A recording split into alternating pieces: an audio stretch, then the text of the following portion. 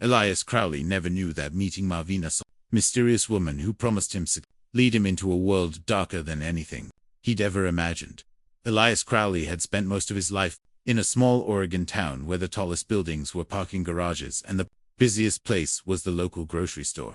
When he earned a spot in a 6-month business exchange program in Dubai, it felt like a door to a bigger world had finally opened. He arrived in the city with a backpack, a student visa, and a list of dreams he hoped to chase before he turned 22. Dubai's glittering skyline amazed him. Every evening, he stood on his apartment balcony watching the lights of distant towers flicker like stars that had fallen to the ground. He kept telling himself that this experience would change his future forever. The student apartment he lived in was simple, shared with 2 other exchange students who barely stayed home. Elias liked the quiet. He spent his nights doing freelance graphic design to earn extra money, often working until sunrise. He believed the long hours were an investment in his own ambitions. His goal was to start a luxury travel blog someday, and he imagined producing videos of private islands, expensive resorts, and exotic cities. But his current life was far from glamorous. He often skipped meals to save money and walked long distances instead of paying for taxis. One night, while searching for work online, he received a message from someone named Malvina Soltani. Her profile showed her in elegant gowns, standing beside expensive cars and glittering chandeliers. She described herself as a business investor supporting young entrepreneurs. Elias felt surprised that someone of her status noticed him, and even more surprised when she told him she had seen his design work online and wanted to help him achieve his dreams. The offer sounded too good to be real, but he convinced himself he needed to take the chance. He agreed to meet her at a restaurant overlooking the water. The place was unlike anything he had ever experienced. Gold accents, marble floors, and views of yachts lined up in silent rows. When Malvina arrived, every waiter seemed to know her. Elias felt out of place in his budget shirt, but Malvina treated him as if he belonged there. She introduced herself as someone who believed in rewarding hardworking young talent. Elias thought maybe his life was finally turning around. After their meeting, Malvina sent him expensive gifts. A new phone, a watch that cost more than his entire tuition, spa reservations, access to private clubs. Elias had never owned anything like this. He kept the gifts hidden in his suitcase, scared his roommates would ask questions he couldn't answer. Slowly, his life began to shift. He no longer walked everywhere. Private cars picked him up. He no longer ate fast food. He dined in luxury restaurants. He began posting pictures online of the breathtaking places he visited, though he carefully avoided showing who he was with. His classmates noticed. Some joked that he must have won the lottery, while others wondered if he had been recruited into something illegal. Elias brushed off their comments, pretending everything was normal. But inside, he felt uneasy. He knew his sudden wealth didn't make sense. He knew people would start asking questions he couldn't answer honestly. Still, he convinced himself it was harmless. Malvina had been nothing but generous. What Elias didn't see was the pattern forming around him. Late-night car rides that didn't feel optional. Requests from Malvina that sounded casual but carried weight. Her insistence that he keep their arrangement private. He told himself that successful people were like that, demanding. And particular, he believed it was just part of his new opportunity. He didn't know that Malvina had approached others before him with the same tempting promises. Nor did he know that every gift she sent was part of a larger game, one that drew him deeper into her world with each passing day. His dream of building a luxury travel brand was becoming real. But so was the invisible trap forming around him. The bright lights of Dubai that once inspired him were slowly beginning to mask the shadows he had stepped into. Malvina Soltani's world felt like another universe to Elias, one built on luxury, silence, and control. After their first meeting, she invited him into her private circles, showing him corners of Dubai reserved for the elite. She took him to rooftop lounges where the ground looked impossibly far away, and every wall glowed with soft golden light. Elias tried to convince himself that this was simply the life of someone successful. He reminded himself that she was only mentoring him, helping him shape a future he could never reach on his own. But slowly, the tone of their arrangement shifted. What began as generous support turned into something more demanding. It started with small conditions. Malvina asked him to notify her before making new social media posts. She asked him to accept gifts without question. She asked him to stay available whenever she felt it necessary. At first, he didn't mind. He thought he was being polite.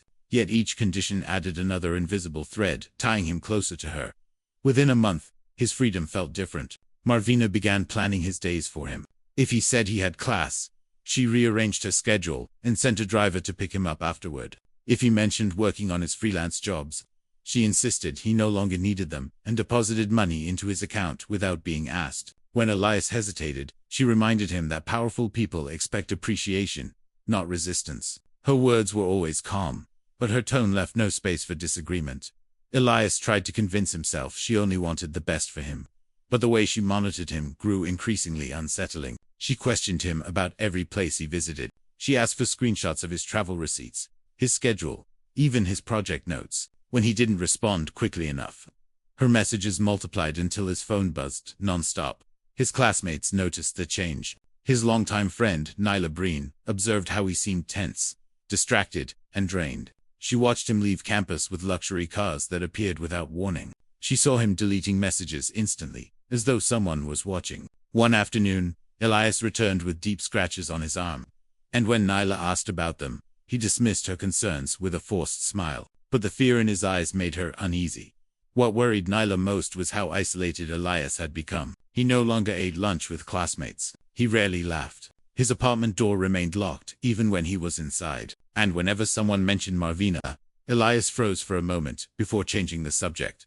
Marvina's demands tightened further when she informed him he was expected to spend more time in her penthouse. She insisted it was for his safety and comfort. She gave him his own room and filled it with designer clothes and expensive accessories. At first, it felt like a dream, but the penthouse had security cameras in nearly every corner. Her staff always seemed to know exactly where he was. Even when he tried to be alone, someone appeared at the door asking if he needed anything. The worst change came when Elias attempted to explain to Marvina that he wanted more space, more independence. She responded by reminding him how much she had invested in him. She listed every gift, every meal, every opportunity she had given him. Then she told him he owed her loyalty. The word echoed in his mind long after he left her penthouse. He realized he wasn't just part of her world, he was part of her possession. As weeks passed, Elias began searching online for flights back home. He never booked anything, afraid Marvina would somehow find out. He deleted each search moments after making it, but he didn't know that Marvina had already instructed her security team to track his digital activity. By the end of the semester, Elias felt trapped. The city that once symbolized possibility now felt like a maze. He wanted to leave, but each step toward freedom seemed monitored. His once bright opportunity had become a silent cage, one he wasn't sure he could escape without consequences. Elias's disappearance began quietly, almost unnoticed. On a warm Thursday afternoon, he stepped out of his apartment carrying only his phone and a small backpack. His roommate assumed he was heading to another one of Marvina's luxury outings, and barely looked up from his laptop. Elias didn't say where he was going. He didn't say anything at all. He simply walked out the door and never returned. For the first 24 hours, no one worried. Students came and went often, especially those involved with wealthy sponsors. But by the second night, Liana Verin sensed something was wrong. Elias had never gone more than a day without checking in. He always responded to messages, even during his late-night freelance work. Now, his phone was silent. His accounts were inactive. His location history stopped abruptly, near a private marina owned by Marvina Soltani. Nyla contacted the program coordinator, who dismissed her concerns as simple stress. They suggested Elias had taken an unannounced weekend trip, but Nyla knew Elias rarely acted without careful planning. She insisted something wasn't right, and when no one took her seriously, she went to the Dubai police herself. Captain Rafiq, a seasoned investigator known for his attention to detail, took the report. At first, he assumed it would be another case of a student disappearing voluntarily into the city's nightlife. But when he reviewed Elias's digital activity, a strange pattern emerged. All of Elias's outgoing messages stopped within minutes of him arriving at the marina. No posts, no searches, no financial transactions afterward. This abrupt silence felt deliberate. Captain Darman visited the marina and requested access to the security footage. At the entrance gate, the guard hesitated before allowing him inside, claiming that parts of the system were under maintenance. The explanation felt rehearsed. The captain pressed for the footage anyway. Hours later, he received a set of video files. In one clip, Elias was seen getting into a black luxury car at 4:12 p.m. In every video after that, the car never reappeared. The files had clearly been edited. The timestamps jumped. Camera angles switched without reason. Several minutes of footage were missing entirely. The captain requested additional access to Marvina's properties. His team visited her penthouse, under the guise of a routine inquiry. Malvina welcomed them with an air of confidence, showing no sign that she was worried. She claimed Elias had cut ties with her days earlier and suggested he might have run off after receiving money to start fresh. Her story sounded polished, as though practiced in advance. During the search, investigators quietly scanned the penthouse for traces of Elias. Beneath a thick patterned rug near the hallway, a faint red discoloration caught their attention. Under chemical testing, it reacted instantly. Blood DNA analysis later confirmed it belonged to Elias. Along with it, they found a scrap of torn fabric stuck between the floorboards, matching the color of Elias's backpack. Captain Darman confronted Malvina with the discoveries, but she remained calm. She insisted Elias injured himself while visiting her, and that he left shortly afterward. Her legal team supported her, arguing the blood was too little to indicate violence, but the captain wasn't convinced. The investigation deepened as police expanded their search outward. Divers were sent to sweep the waters surrounding the marina. On the third day, tangled in a cluster of rocks, they found a ripped section of a backpack strap. Elias's roommate later identified it as belonging to him, as evidence mounted. The case shifted from a missing person inquiry to a suspected homicide. The marina, once a quiet place for luxury vessels, became a search zone filled with police boats and forensic teams. Reporters gathered along the shoreline, speculating about a wealthy woman, a foreign student, and a secret relationship that had gone terribly wrong. The more investigators uncovered, the more apparent it became that Elias's disappearance was no accident. Every detail pointed to a carefully executed cover-up, but the truth of what happened still lay hidden somewhere in the shadows of Malvina's world, waiting to be uncovered. Piece by piece, investigators entered the fourth week of the case, with the weight of unanswered questions pressing over them. Every new clue hinted at something darker behind Malvina Sultani's polished image. Captain Rafiq Darman believed the truth was woven into the spaces she tried hardest to hide, and he knew uncovering it would require dismantling the world she curated so carefully. The forensic team began its analysis of the blood found beneath the rug in the penthouse. Dr. Yolan, known for his meticulous work, examined samples under enhanced light. When the fluorescent scans revealed faint smears extending toward the private elevator, it became clear that someone had been dragged across the floor. The pattern didn't match any accidental injury. It suggested panic and attempt to move a body before anyone could see. This single detail reframed the entire investigation. With this new evidence, Captain Darman obtained warrants to dig deeper into Malvina's personal and financial history. What they found was a trail of troubling patterns stretching back nearly a decade. Records showed significant payments to 3 previous foreign students, young men from different countries with similar backgrounds to Elias. Each of them disappeared after a period of involvement with her. In all 3 cases, families reported them missing but eventually gave up hope, convinced their children had chosen to start new lives abroad. 2 of these cases had been marked as voluntary disappearances, but the circumstances were eerily similar.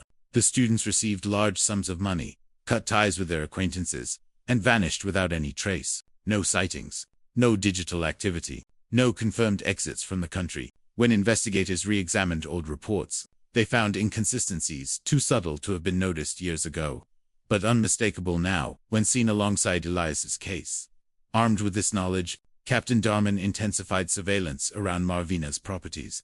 He questioned her staff, though most gave rehearsed answers, and appeared nervous. One security employee trembled visibly during questioning, glancing repeatedly at the door, as if expecting someone to interrupt. When asked about the missing camera footage, he blamed a technical malfunction, yet his shaky demeanor suggested otherwise. The breakthrough came when investigators accessed Malvina's marina warehouse, a sprawling building near the water, tucked behind a row of storage units. It housed luxury boats and expensive equipment, but most of the space was sparsely used. One locked metal unit inside the warehouse immediately drew attention. It wasn't listed in the official inventory. The lock was heavy, industrial, and recently replaced. After prying it open, the investigators discovered a chilling scene. Inside were bins filled with burnt and partially destroyed items, clothing, shoes, broken phones, shredded documents, and scorched envelopes containing remnants of student visas. Among the debris, a melted identification card with Elias's name on it lay half-buried beneath charred fabric. It was undeniable evidence that someone had tried to erase his existence. The discovery forced the hand of one of Malvina's most loyal employees. A senior security officer attempted to flee the country that same night, booking a last-minute flight under a false identity. Airport authorities, alerted in advance, intercepted him before he reached the gate. Under intense pressure during interrogation, he finally broke. The officer revealed a timeline of events, more disturbing than investigators anticipated. According to him, Elias had come to the penthouse to end his arrangement with Marvina. She reacted with escalating anger, accusing him of betrayal and demanding repayment for everything she had given him. A confrontation unfolded near the staircase. In the chaos, Elias was pushed or struck and fell, hitting his head against the edge of a marble step. The blow was fatal. Instead of seeking help, panic overtook the room. Marvina and her security team moved Elias's body to prevent the truth from emerging. They cleaned the blood, dragged him toward the elevator, and transported him to the marina. From there they placed him inside a weighted container and sank it into deep water under the cover of night. The confession shattered the last fragments of Marvina's crafted for her empire, built on wealth and influence, began to crumble as the truth revealed the shadows she had kept hidden. Investigators realized they were not just solving one crime, they were exposing a decade-long pattern of manipulation, abuse, and concealed disappearances. And now, with the pieces coming together, they knew the final step would be the most difficult: retrieving Elias from the depths where Marvina's secrets had been left to drown. Divers launched their largest and most difficult search at dawn. The sun rose slowly over the calm Dubai coastline as rescue boats formed a small fleet along the marina. Their mission was clear but daunting: locate the weighted container that held the body of Elias Crowley. Captain Rafiq Darman knew this step would determine whether the case reached closure or collapsed into speculation. Without the body, Marvina's team could still argue lack of proof. With it, the truth would be undeniable. The search expanded mile by mile. Divers used sonar equipment to detect unusual shapes on the seafloor. Hours passed with no results. The water here was deep, colder than expected, and filled with shifting undercurrents that made visibility poor. Many feared the container had drifted far from the marina, or had buried itself under sediment. Still, the team continued, driven by the weight of the investigation and by the story of a young man who simply wanted a better future.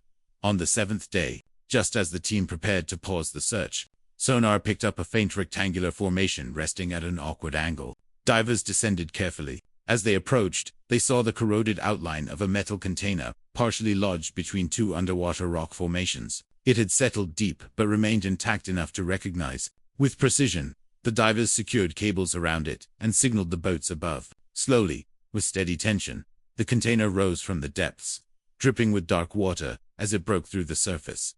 The forensics team opened it on shore. Inside, preserved by the cold depths, lay the remains of Elias Crowley. His clothes were torn, and bruising along his skull confirmed a violent impact. The autopsy performed by Dr. Yolan Korbaks revealed the exact cause of death: blunt force trauma consistent with a fall against a hard edge. Drag marks along his arms and torso indicated he was moved after the injury. The injuries aligned perfectly with the security officer's confession, removing any remaining doubt. The discovery ignited a public uproar. News channels across the UAE and abroad broadcast the details of the case. The wealthy businesswoman who targeted vulnerable students, the glamour that masked coercion, and the silent manipulation that spiraled into tragedy. For years, Marvina Sultani had operated unchecked, protected by influence and an image of generosity. Now the truth shattered her reputation. Investigators arrested Marvina as she left a private meeting with her lawyers. She maintained an emotionless expression as officers placed her in custody.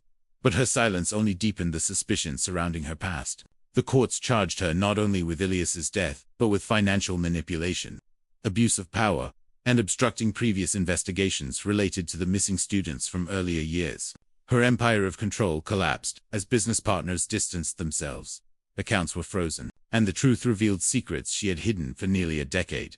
Back in Oregon, news of the discovery reached Elias's family. Their grief blended with a painful sense of relief. For weeks, they had prayed for answers, any closure that could end the torment of not knowing. His body was returned to them, and hundreds of people attended the memorial service. Among them was Nyla Breen, who quietly placed a small notebook, from which Elias once drafted his business ideas, beside his framed photo. She knew how much he had dreamed, and how close he had been to achieving something remarkable. Elias's story traveled far beyond the boundaries of the investigation. International student programs revised their safety protocols, requiring stricter monitoring of financial sponsors and better mental health support systems.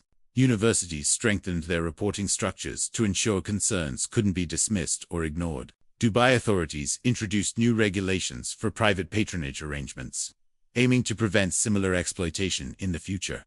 Though justice had been served, the case left a deep impact. It reminded the world how easily dreams can turn into traps when disguised by wealth and influence. Elias had traveled across the world seeking opportunity, unaware of the hidden dangers behind the glittering surface. His story became a cautionary tale, one that warned young travelers to trust their instincts, protect their independence, and recognize the difference between genuine mentorship and controlling manipulation.